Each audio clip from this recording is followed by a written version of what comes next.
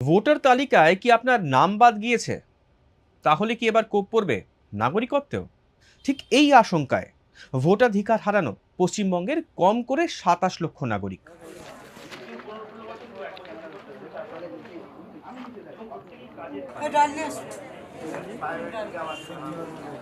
নির্বাচন শেষ, শুরু হয়েছে নির্বাসন। ভারতীয় ভোটার তালিকায় নাম নেই এমন নাগরিককে দেশের বাইরে পাঠিয়ে দেওয়ার প্রক্রিয়া শুরু করেছে পশ্চিমবঙ্গের বিজেপি সরকার। নিজেকে বৈধ প্রমাণ না করতে পারা নাগরিককে তুলে এনে প্রথমে হোল্ডিং সেন্টারে রাখা এবং পরে সেখান থেকে সরাসরি বাংলাদেশে পুশব্যাক। মিছিল বাড়ছে বাস্তুহারাদের। এসআইআর বৈধ, অবাধ ও নিরপেক্ষ নির্বাচন করাতে নির্বাচন কমিশন এসআইআর করাতে পারে। রয়েছে সাংবিধানিক ক্ষমতা। ভারতের সুপ্রিম কোর্ট জানিয়েছে ভোটার তালিকা থেকে বাদ গিয়েছেন এমন ব্যক্তিদের ক্ষেত্রে নাগরিকত্ব আরও একবার যাচাই হবে। ফলে আরও একবার পরীক্ষায় বসতে বাধ্য সন্দেহভাজন নাগরিকরা। কমিশনের সিদ্ধান্ত নাগরিকত্বের চূড়ান্ত সিদ্ধান্ত নয়। ভোটাধিকারের যোগ্যতা প্রমাণে সীমিত তদন্ত করবে কমিশন। ডিলিটেড ভোটার, নাগরিক নন এমন ব্যক্তিদের নাম জমা হবে কেন্দ্রীয় সরকারের কাছে। ১৯৫৫ সালের নাগরিকত্ব আইন অনুযায়ী কেন্দ্রীয় সরকারের ক্ষমতাপ্রাপ্ত সংস্থা সেই নাম এবং নামের নথি যাচাই করবে। লোকসভা, বিধানসভা, পুর কিংবা পঞ্চায়েত ভোটের আগে অভিযুক্তকে পাঠানো হবে নোটিশ। সুযোগ থাকবে আত্মপক্ষ সমর্থনের। নাগরিকত্ব প্রমাণ হলে নাম তোলা যাবে ভোটার তালিকায়।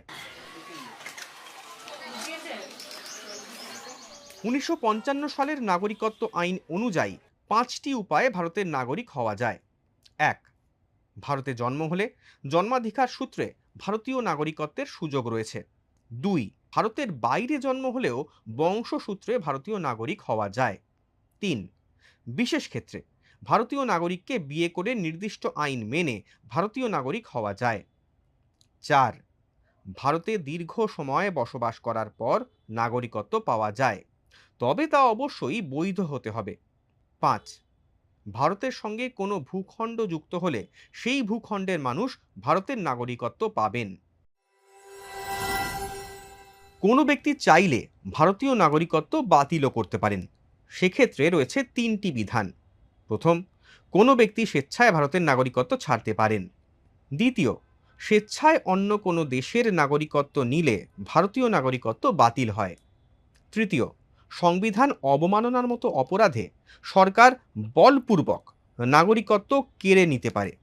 হাতে সময় ১ মাস। এসআইআর প্রক্রিয়ায় ভোটার তালিকা থেকে বাদ এমন ব্যক্তিদের নাম ১ মাসের মধ্যে কেন্দ্রীয় সরকারের ক্ষমতাপ্রাপ্ত সংস্থায় পাঠানোর নির্দেশ দিয়েছে সুপ্রিম কোর্ট। সূত্রের খবর, সন্দেহভাজনদের নাগরিকত্ব যাচাইয়ে নির্দিষ্ট নির্দেশিকা তৈরির ভাবনা চিন্তা করছে কেন্দ্র। গাইডলাইন অনুযায়ী শর্ত মিললে তবেই সন্দেহভাজনদের বৈধ হিসেবে মানবে স্বরাষ্ট্র মন্ত্রক। সমস্ত প্রক্রিয়া সম্পন্ন হওয়ার পর ভোটার তালিকায় নাম তোলার সবুজ সংকেত দেবে নির্বাচন কমিশন।